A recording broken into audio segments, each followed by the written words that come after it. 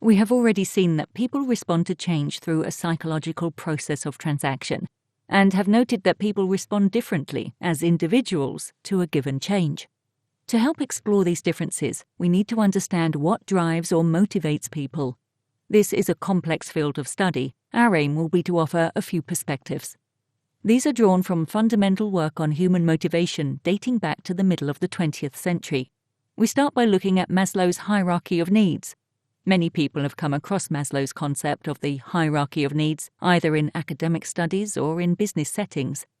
Maslow suggested that people have 5 basic needs. At the most basic level, people need food, water, sleep, and shelter, the physiological needs. Safety needs, sometimes called security needs, represent the need for an orderly, secure world with a low level of perceived threat to life and the future.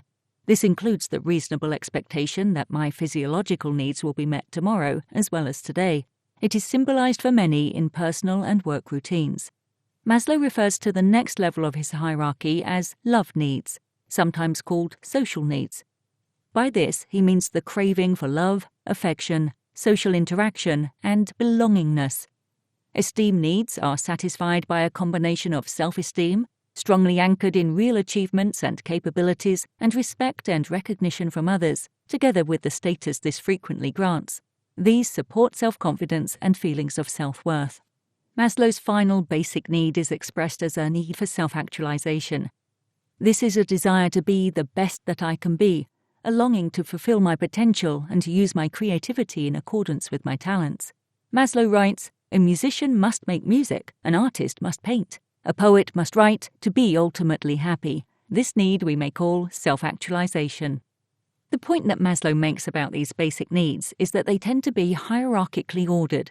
That is, it is only after physiological needs are sufficiently satisfied that individual concern focuses on safety needs, and so on up the hierarchy. In other words, a lower-level need has power to motivate behavior until it is sufficiently satisfied. Then the next higher category of need tends to take over. The second look at motivation is rewards and punishments. Early experiments with animal models were based on simple ideas about modifying behavior using schedules of reward and punishment. Rewards were usually food items, and punishments typically mild electric shocks or cold water. These are some of the key conclusions summarized.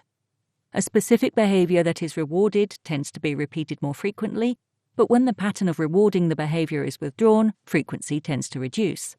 If a particular behavior is rewarded only sometimes, say 1 time in 3, the frequency of the behavior tends to increase more slowly, but it also dies away more slowly when the reward schedule is withdrawn. Punishment associated with a specific behavior tends to reduce the frequency of that behavior, but less strongly than rewarding an alternative behavior. Animal models used simple input-output one-stimulus-response (SR theory), where desired behaviors are rewarded, positively and negatively, through reinforcement. Clearly, this way of thinking is associated strongly with the physiological and safety needs. This behaviorist approach to reward schedules tended to lead to a simplistic view of how to get people to behave in a particular way, reward it and/or punish the alternatives. Although a 21st century Western culture rebels at the thought, much of our thinking about motivation is still influenced by such models. Consider the prevalence of performance-related pay. However, it remains true that human motivation, while it includes responses to reward and punishment, is much more complex than the model suggests. The key thing to remember is when a specific behavior is rewarded frequently, the behavior tends to be repeated more. However, when you take the reward away, the behavior will also reduce. If a pattern of behavior is rewarded only sometimes, the behavior may develop more slowly, but it also takes longer for the behavior to go once the reward has been taken away. The third model we look at is by Frederick Hertzberg, who famously researched job satisfaction as a component of human motivation. He and his team interviewed hundreds of people, asking them to describe critical incidents that had led them to feel good about their work. The results of these interviews produced a list of factors that lead to positive job satisfaction, such as achievement, recognition, the work itself, job content, responsibility, advancement, promotion, and growth, personal and/or professional development. The research team also asked the reverse question: what had led people to feel less satisfied with their jobs? These results were things such as company policy and administration, supervision, technical quality of oversight, supervision, relationship with supervisor, working conditions and salary, and relationship with peers and subordinates. What Hertzberg and his colleagues noticed was that dissatisfiers were different in kind to the satisfiers. Dissatisfiers were all about the context of the job, extrinsic, while the satisfiers were in various ways built into the job itself, intrinsic. He also noted that beyond a certain level, the dissatisfiers could no more create positive motivation than good drains could create positive health.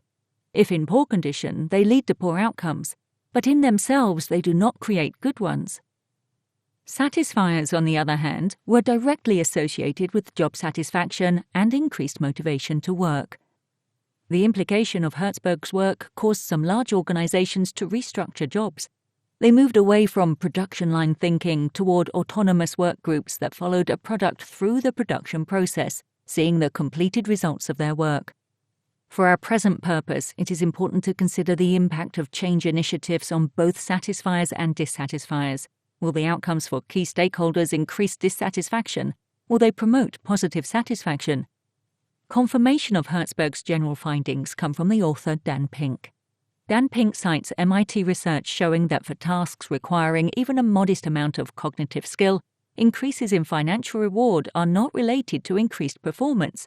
Indeed, the reverse may be true. This implies that organizations need to pay people sufficient that pay is no longer an issue, in Hertzberg's terms, not a dissatisfier, but that beyond that, financial reward may have limited value. Instead, Pink suggests that there are three key motivators for knowledge work. Autonomy.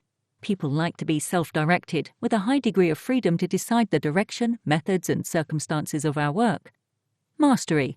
People like to do things well, and to get better at doing things they value, so opportunities to grow, develop, and excel at their work are intrinsically motivating. Purpose. People like to feel that their work has meaning and value, and will choose to invest themselves in activities they consider worthwhile.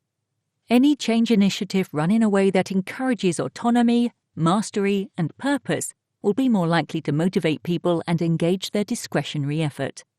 Take a moment and watch the video under About the Lesson. What do you think?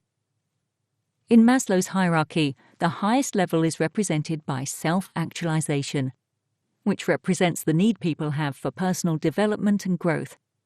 Carl Rogers studied the conditions that facilitate personal growth.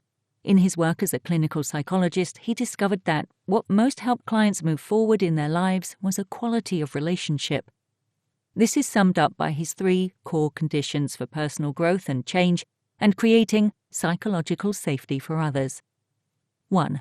Congruence. Being authentic and genuine in the relationship. This means being aware enough of one's own thoughts and feelings that people experience integrity, that they can trust you. 2. Unconditional positive regard, an attitude of acceptance and of respect for a person as he or she is, without judgment and without suggesting conditions or expectations to make them acceptable.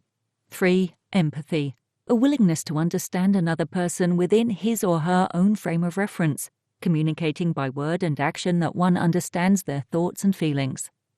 For any leader or manager of people through change, or for any agent of change, offering these core conditions to colleagues and subordinates will play a major part in creating the psychological safety discussed by Schein, and as a result, will support people in making their personal changes upon which the success of the wider change initiative will depend. I am very passionate about these three core conditions and ask myself, do I genuinely demonstrate these behaviors when working with people during change?